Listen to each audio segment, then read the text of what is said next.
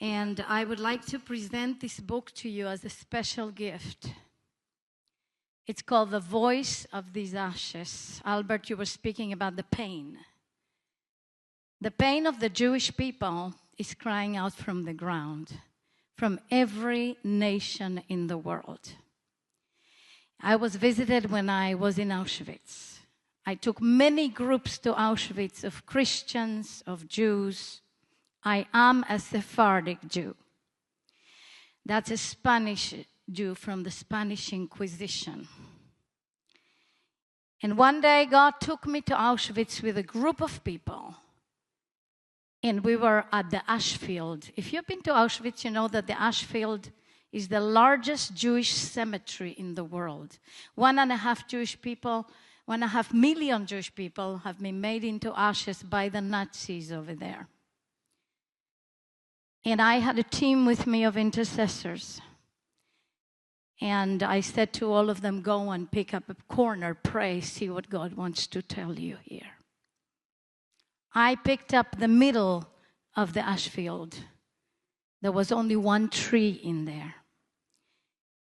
And I heard the voice of the God of Israel speak to my heart and tell me, lie down and rest on this field. And I said, God, how can I, a Jew, rest on the ashes of my people? And he just firmly spoke to me, do what I say. I had a South American poncho of me representing my Sephardic origin. I put it on the ground. I lied on that ground. And beloveds, as I laid on that ground, I heard the voice of God telling me, you are the voice of these ashes. What are the ashes crying for? It's written in Genesis 4, verse 10. Cain, where is your brother Abel? His blood is calling to me from the ground. And what is that voice crying for? The voice is crying for judgment. The voice is crying for judgment on the nations that either perpetrated or either sided or either were silent or neutral. And it's not only the nations. By virtue of me being a believer in the Messiah and a Jew and a minister, I can tell you that that blood is crying specifically towards the church. Yes, towards Islam. Yes, towards the massacre that happened in Gaza by Hamas, but also towards the Christian church. Because there is centuries and centuries and centuries of perpetration in the name of Christianity, and either siding or being neutral.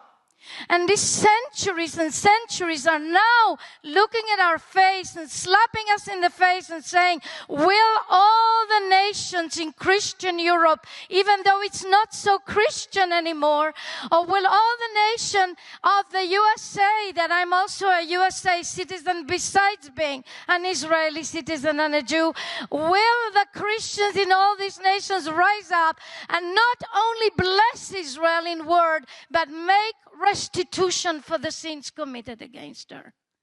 And I believe that as Christians, nations, pastors, individuals, families rise up and make restitution, my book will tell you how, then there is going to be an overturning.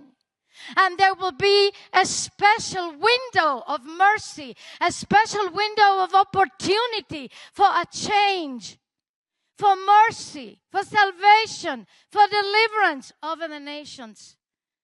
Lastly, and I know we don't have any more time, but Isaiah 34, verse 8 says that there is a judgment that's coming upon all the nations of the world.